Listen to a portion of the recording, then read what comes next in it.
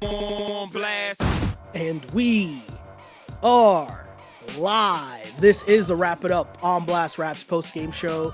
As always, my name is Sheldon Alexander, and this episode of Wrap It Up is brought to you by Clean Cuts Barbershop, 2013 Danforth Avenue in the east end of Toronto.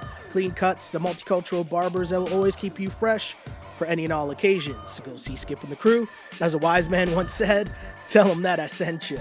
Check them out on Instagram at Clean Cuts Toronto or give them a call, 416-917-4833 to book your appointments now.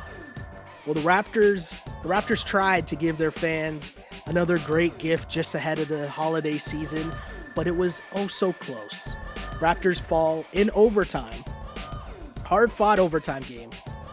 120 to 115. The Raptors lose to the Indiana Pacers as their 5-game winning streak is now over. And the race in the Eastern Conference just continues to heat up as Indy improves to 21-10. Raptors fall to 21-9. And that was a very entertaining game, especially the end portion of that game. As always, thank you guys for tuning in, as you do always, on Twitter. My name is Sheldon Alexander. Thank you for tuning in, as you do after each and every Toronto Raptors game, on Twitter at Shell Alexander, taking your comments and questions there, and as well on Instagram, another feed up there. That feed is under at Sheldon Alexander. We take your comments and questions live because we are the only live and interactive Toronto Raptors post-game show after each and every game for your defending NBA champion, Toronto Raptors. And of course, if you ever miss an episode live, and especially over the holiday season, we know people are busy, got Christmas parties and Christmas dinners to get to. Don't worry, we got you covered because this then ends up as a podcast that you can find on iTunes, Spotify, Google Play, YouTube, iTunes, all that fun stuff. Just like and subscribe and search for On Blast Podcast. Again, On Blast is a network. Wrap It Up is a show. Let's get to this. The business, which is the Toronto Raptors falling in a close game. And there's one place for me to start here, and I'll say it's Kyle Lowry again, and I'm going to say this, and it might rub people the wrong way, but Kyle Lowry putting on his Kawhi Leonard shirt here and really just carrying this team and saying, I am going to put us in a position to win this game. And we've seen it back-to-back nights from Kyle Lowry. Just this game, the shot at the end of regulation didn't fall. But to me, that doesn't take away from the performance that you've seen from Kyle Lowry, which is straight just leadership at its finest. And I saw a couple comments of people writing in after the last pod saying, weren't you saying trade Kyle like 2 games ago? Weren't you saying we should trade Kyle to tank? And it's like, you guys are not understanding what I'm saying. There's no tanking involved if you're paying attention to Masai Ujiri. So the issue with Kyle Lowry, or it's not even an issue. The difference of what I've been saying is that Kyle Lowry is an asset and a very good asset that you can have. So my whole point with this whole Kyle Lowry playing well, being Kyle Lowry is, what do you do with that asset? What's the best way to utilize that asset? What I mean by that is you're not trading him because you're saying you're tanking. You're trading him because what is the difference between what your realistic expectations are and reality? Does that make sense?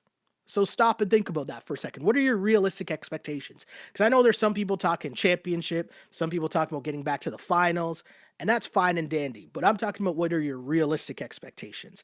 So that's that conversation which we can save because it's not going anywhere. It's going to continue all the way until the trade deadline, which is one of the more intriguing aspects of this season for the Raps for sure.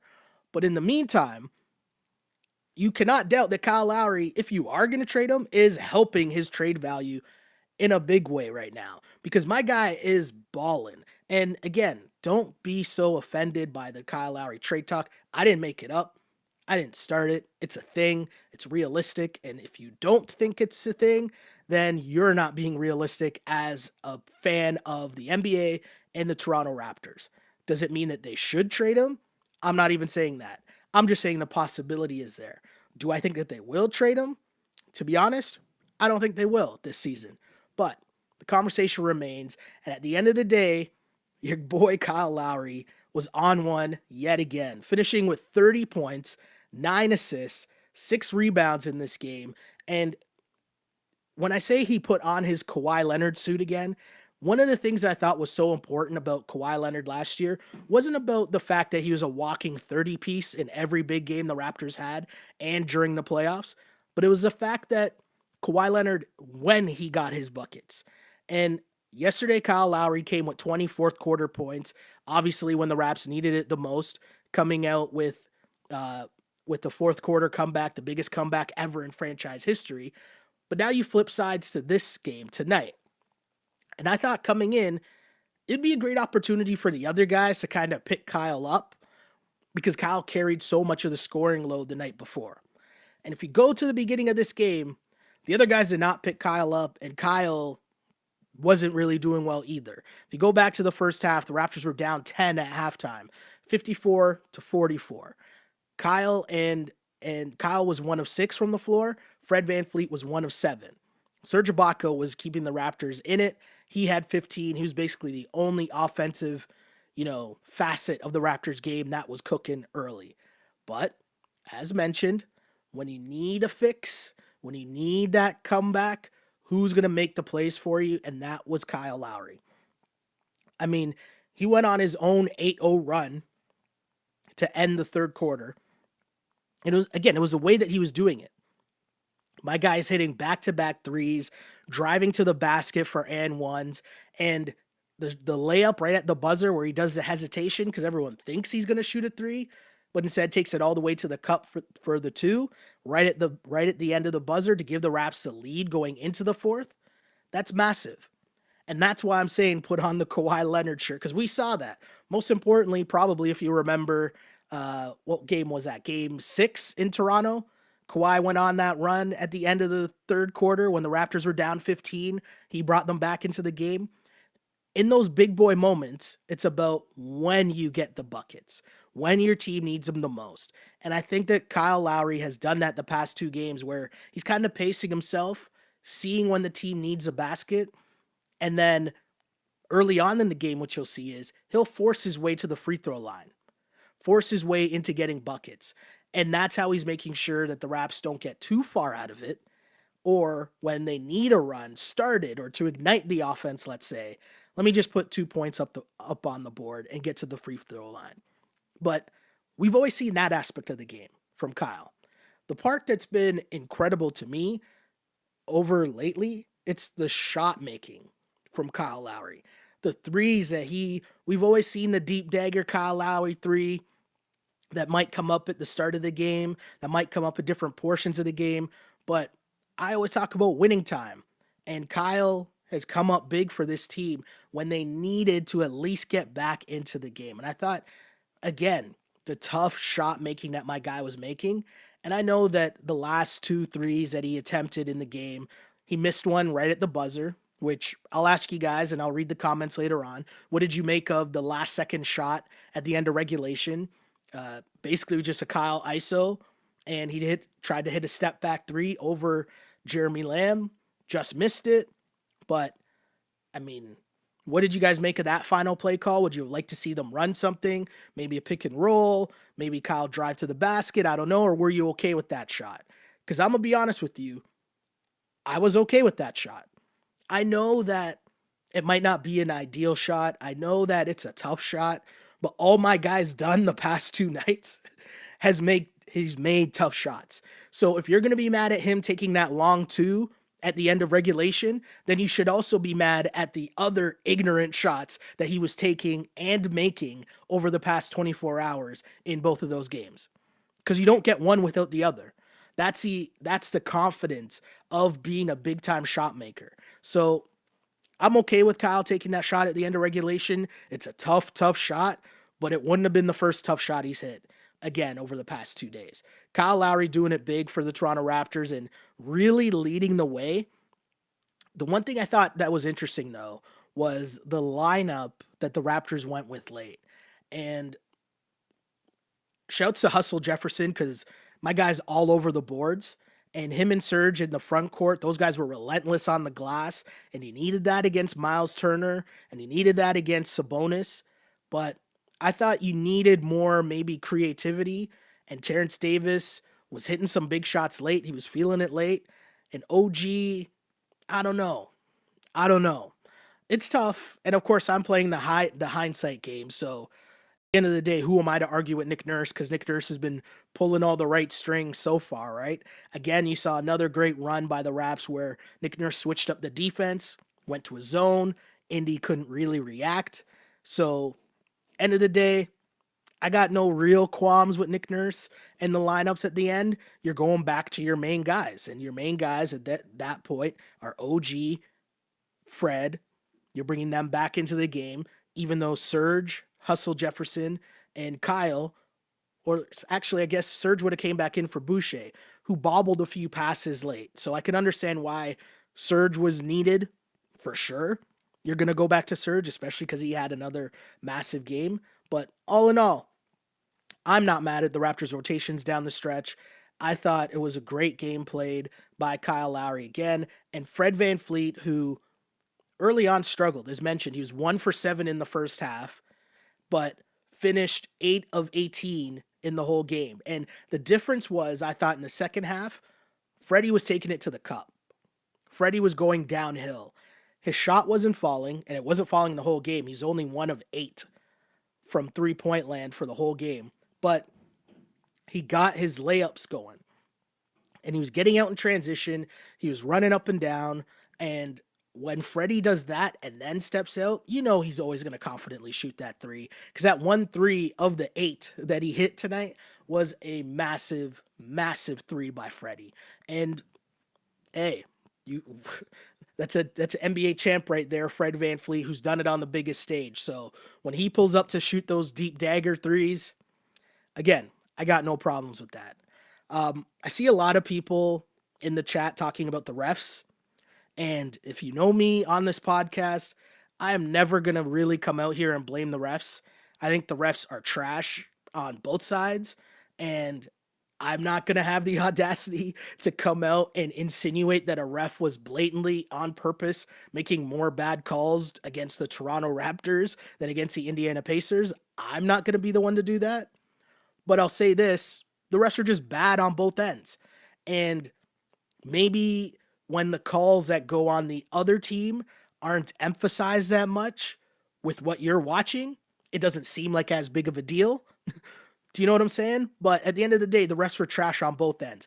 But even more importantly than that, the biggest reason why I'm not going to blame the refs in this game, and the reason why I rarely ever blame the refs, I'm not going to take away from Indiana just shooting the lights out in that overtime period. Miles Turner comes out, and my guy was, I had him at last check at 5 of 6 from 3 in the game. Yeah, 5 of 6 from 3 in the game. That's their center, by the way. And then Holiday comes out, and he buries 2 threes as well. They're 4 of 6 as a team. That's how they started out from 3 in that overtime period. When you come out and you're shooting threes like that in OT, that's not the refs. It just isn't. So, end of the day, you can say whatever you want, but with the game tied at 107 and you have a last second shot at the buzzer to win it, then you go to OT and the other team goes 4 of 6 from 3 in that overtime period. They shoot the lights out. I'm not going to be the one to sit here and blame the refs. If you guys want to do that, cool, but that's not me. Either way, though, still a great game, a super entertaining game as well. Someone checks in, K2's Garnett says, bro, it's about the timing of the calls. That one play against Freddie was basically a 5-point swing and a tight game in OT. You're wrong about this one. First off, are you sure you got the actual, what the actual call was that was made on that one? Because, yeah, I'm tiptoeing around what I say because there's something I really don't want to say because it's not worth it. But at the end of the day, getting into the arguments about the refs making bad calls, they made bad calls on both sides, like horrible calls on both sides. Were there maybe more bad calls against the road team than at the home team? I don't know, guys, but I think that happens a lot in basketball in general at any level. But I'm not going to sit here and take away from what Indiana did in the overtime period. they just made more shots than the Raptors did down the stretch. It was a close game at the end of the day. And Indiana won OT 13 to 8, sorry. So I don't know. That's just my opinion, and I'm not going to really sit here and try to argue about the refs.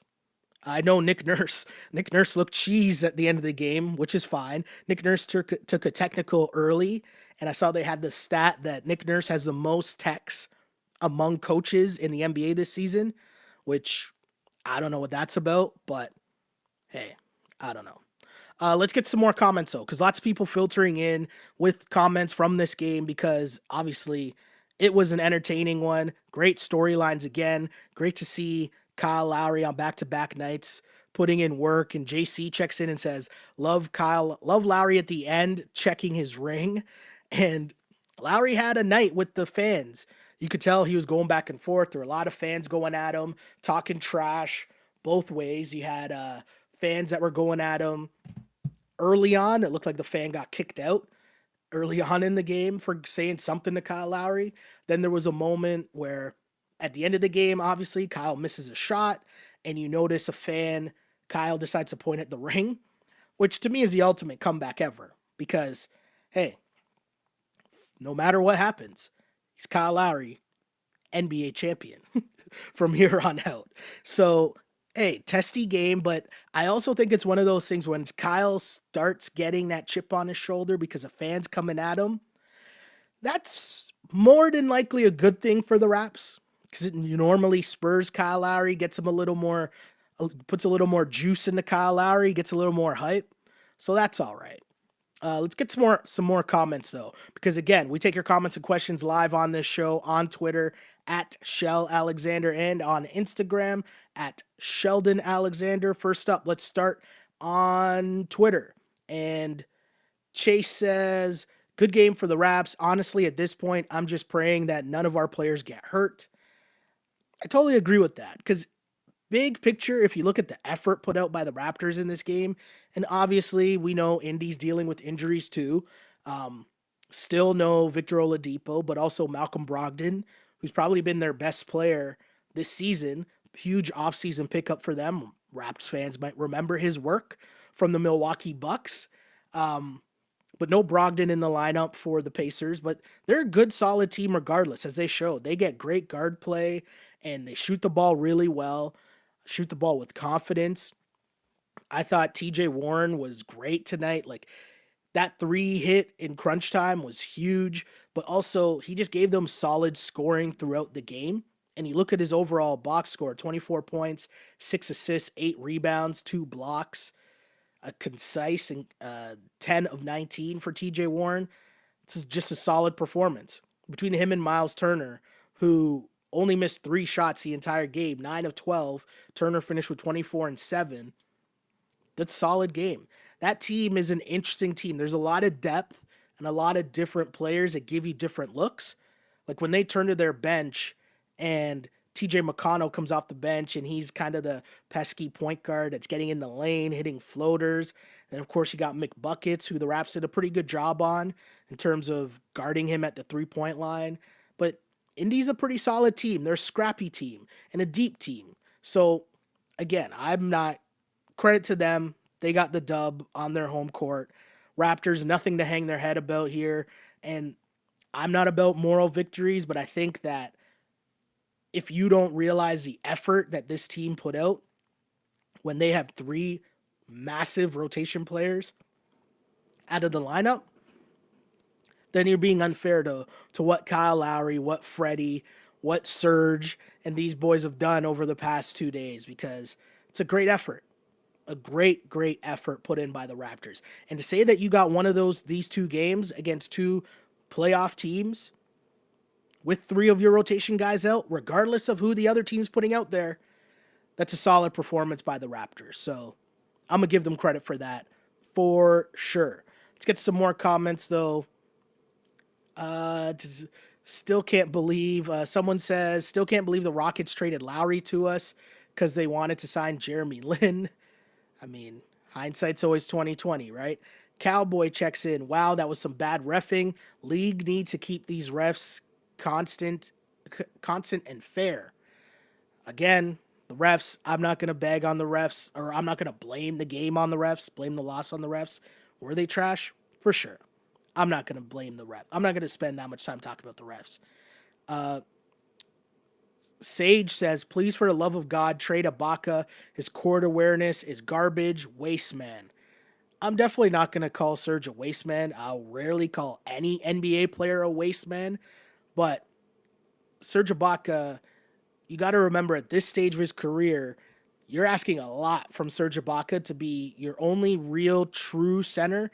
And Serge played 42 minutes in this game, gave you 23 and 9 and a block and 2 assists. I mean, how much more do you really want from Serge at this stage? So Serge is perfect when he can be the combo, whether he's starting or coming off the bench, but he's around that 30-minute mark.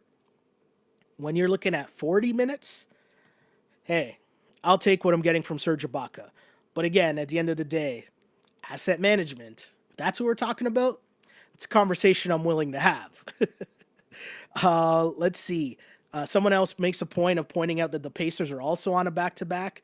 Very good point to make, because I think that's a very important thing that we kind of forget about. We're always focused on what the Raptors side of the schedule is, but yeah, Portland. The Pacers also on the second night of a back-to-back. Blackhawk says, Raps put up a good fight. Can't wait for the team to be healthy. It's a great point. Has there been an update on Pascal or anyone? Everyone's still, like, we assume that Mark will be out for a while. Norm is still in a sling, so that doesn't look good. Pascal hasn't been on the bench. I know he was in the locker room at the end of last game. I saw the shouts to the guys that do open gym. I saw at the open gym little snippet that they put out on the Raptors comeback. Pascal was having some fun with the guys in the locker room after last night's game. So he's around the team, obviously, but do we know for sure Pascal won't be playing on Christmas Day? I don't know. But let's get to some more comments, though. There's a lot on Twitter or on Instagram. DVAD says, you can't complain about this team. New faces, tons of injuries, lots of doubters, and they're 21 and 9. I totally agree with that comment. There's so much when you open up the big picture of what's going on with this Raptors team this season that to sit there and say that you're at 21 and 9, can't be mad at that. More from DVAD says, I won't go down the refs road, always part of the game, every single game. And I totally agree. Think about how many games you watch and you're complaining about the refs. It's not brand new. And you're naive to think that it's only the Raptors that get bad calls against them, right? The refs are just not good.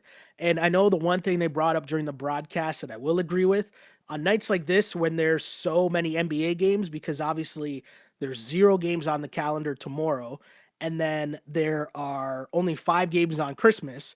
So the whole NBA schedule is open up tonight. That means every ref, the top of the top to the bottom of the bottom, are all involved at some point, somewhere in the world.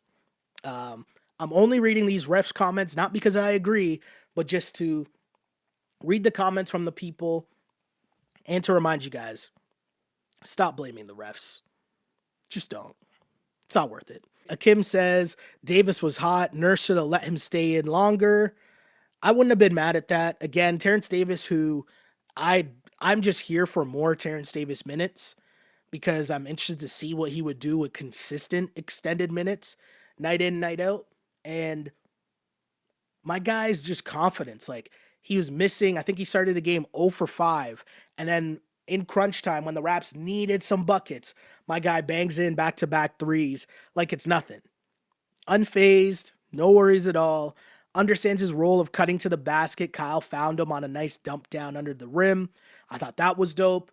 It's just, another thing where I look at it and I think, this guy, that's a find. That's another great find by the Toronto Raptors team. Pastor Wesley says, did not know that Turner could shoot like that. Turner, I think, is another great example of guys that have gone to Team USA camp and how much they've come back the following season and you've seen their game take a leap. And if you think about it, it makes total sense. You're working out with other NBA players and NBA coaches for the entire offseason. You're playing in high pressure games and situations. And yes, even though Team USA obviously didn't win the World Cup, you still got those reps. And if you're a guy like Miles Turner, how is that not going to be valuable in helping the development of your game? So I didn't know he could shoot the three like that, and I don't think he does shoot the three like that night in, night out. What was he, 5 of 6 from three? But end of the day, my guy was shooting it with confidence. Such confidence at one of those, it looked like he just kind of flung up at the end of the shot clock, and that still went in splash. So I don't know. End of the day, to see what their front court is doing, both Miles Turner and Sabonis, who had a solid game. I thought the Raps did a pretty good job on Sabonis for the most part, and it's interesting to see how good that team has been playing lately, just with those two big guys. And it makes you wonder what's it going to be like when Victor Oladipo comes back, and you have that full team of Oladipo and Brogdon in the backcourt. It's, it's a pretty interesting team. And I don't know when Oladipo's coming back, but you're still thinking that it'll be sometime at the end of this season, right? Um, let's get some more comments though. Jeff Berg checks in on Twitter, and I tweeted that I wasn't mad, and I said on this pod I wasn't mad at Kyle's last shot at the end of regulation. Jeff Berg checks in and says, not mad at Kyle, but drive it, and they would have overplayed Dis to Surge or RHJ for the win. Maybe, possibly, but sometimes, and I always say this, and salute to Kenny the Jet Smith, who simplifies the game sometimes and says basketball sometimes is very basic. It's your best player versus my best player, and it's a make or miss league at the end of the day. Because these are all NBA guys that can get their shot off. How confident are you in getting your shot off? And that's one of Kyle's shots. He hits when he's super confident that going left, step back three, live and die with the results. Because again, I've been saying this. If you're okay with all the ridiculous shots Kyle was taking and making to lead the comeback the past two nights, I'm going to be okay with what he did at the end of regulation.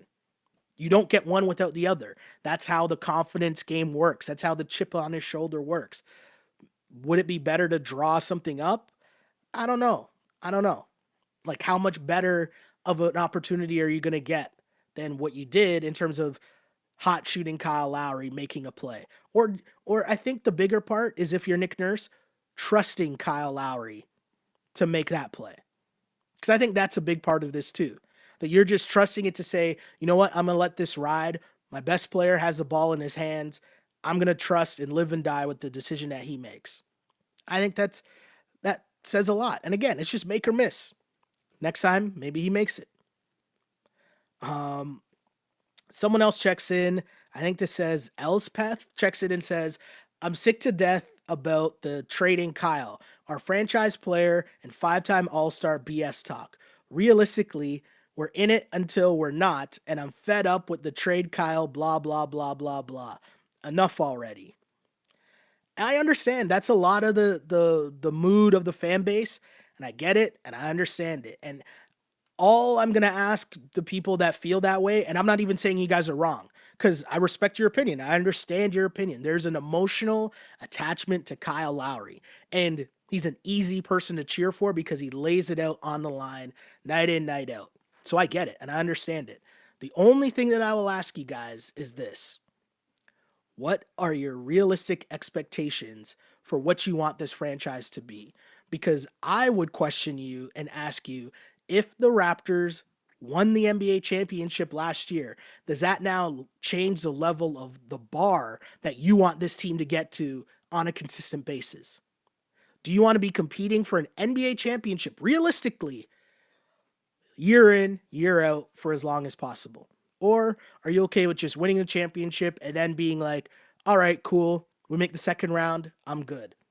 That's my question to you. That's all I'm wondering.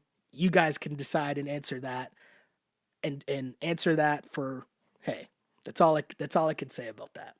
But end of the day, so many comments and questions filtering in on both sides. Raptor fans are, fired up after that game as the Raptors fail to win an overtime game against the Indiana Pacers as they fall 120 to 115.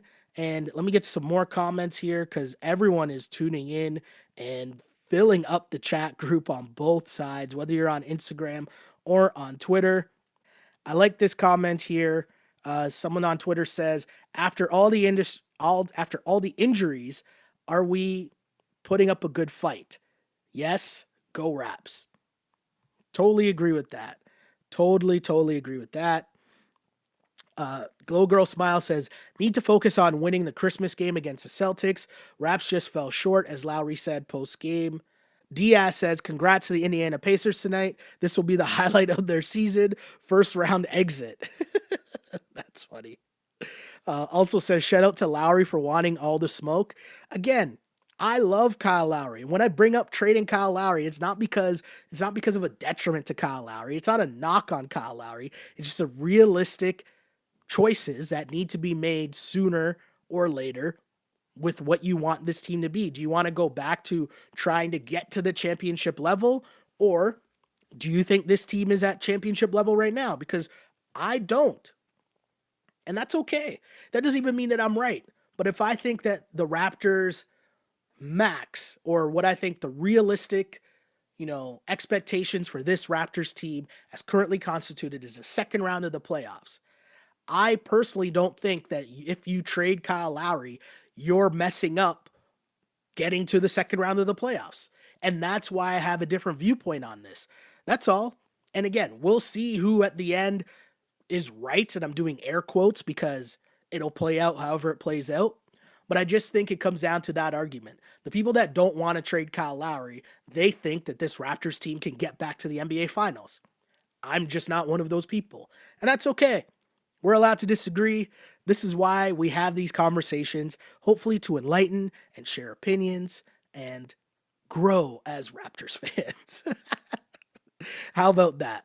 But either way, great game tonight. If you're like basketball, you like entertaining ball, that was a fun game. And I love the fact that at the end of the day, Kyle Lowry on back-to-back nights has shown that at least for these two games, in big boy time, in crunch time, what do you do in winning time? Kyle Lowry has shown that he wants to smoke. Now, is this the way it's going to be when Pascal's back? I don't know. Is it going to be this way the whole season? I don't know. Is it going to be this way in the playoffs? I don't know. But the point remains, as of now, for these last two games, Kyle Lowry wants to smoke in crunch time. And I'm here for it because it's entertaining as hell to watch. Now, if you're talking bigger picture, and you might be wondering why I kept bringing up Kawhi, or why I'm saying, because I find it funny that Kyle Lowry has good games and everyone's like, see, he's the greatest Raptor ever. See this, see that. And it's like, you guys forget that Kawhi was a walking 30-piece in the playoffs? Like in the playoffs, when it matters the most, in the NBA Finals. So I'm cool. I'm here. I'm enjoying these games right now. I just told you that was a great 24 hours Kyle Lowry just had. Great back-to-back games. But let's keep it a buck. It's December 23rd. If we're going to May 23rd and Kyle Lowry is doing this, bravo. I will clap my hands for that. And again, the difference is consistency, right? Because a consistent 30-piece every night, night in, night out. That's the levels to this shit that we're talking about. I'm just here giving my opinions, sharing the love. That is the Wrap It Up podcast. Because I love basketball. I love this city. And I love how much Kyle Lowry has put on for this city. So don't ever take it as a disrespect or that I'm dissing Kyle when we talk about the trade talk. It's just about how do you maintain this championship level of competing year in and year out. And again, the difference is if you think that Kyle Lowry gets you to the finals, that's why you guys you don't want Kyle Lowry to be traded. I don't think that this team can get to the finals. So it comes down to what your expectations are. And as long as we're having that conversation, I'm here for that debate. But when it switches to, you said trade Kyle and tank, nobody said anything about tanking. I still think this is a very good team. Let Terrence Davis cook. Let Freddie show us what his next contract should be. And I don't know if you ever fully get to know that once you still have Kyle Lowry here. That's all I'm saying. That's all I'm saying. But, hey, holiday season, this was a great time. It was a good time. Kyle almost gave us back-to-back great nights. Like, imagine if he hit that shot to win it. Imagine that. That would be incredible. If he hit that shot, that's all I was thinking. I'm like, if Kyle Lowry hits that shot at the end of regulation, man, I might have just came on the podcast and just said salute to Kyle Lowry and then hit end because that's all that needed to be said. Bravo, Kyle Lowry. But hey, great game. And now shift gears to Christmas Day, and the Toronto Raptors now move into a back-to-back against the Boston Celtics. And I know the Raps are still injured, but these will be two tough games against a team who's playing really, really well. And all I'll say is, are you not entertained? Because I'm entertained. And I really hope that this podcast was entertaining for you as well, because my name is Sheldon Alexander. This is the Wrap It Up Podcast. Thank you guys so much for tuning in. Whether you were on Twitter at Shell Alexander or on Instagram at Sheldon Alexander, or whether you're listening to this, you're part of the podcast crew, tuning in on iTunes, SoundCloud, Google Play, YouTube, Spotify, all those places. Really appreciate you guys for tuning in and listening. Like and subscribe. Share the wealth that is the Wrap It Up Podcast, because this is for you, the only live and interactive Raptors postgame show here for you after each and every Toronto Raptor game.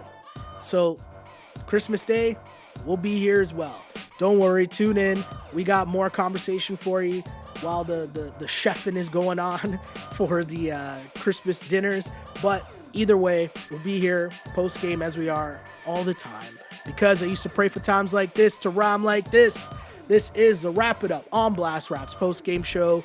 As always, unpolished and unapologetic. Until next time, see ya. On blast.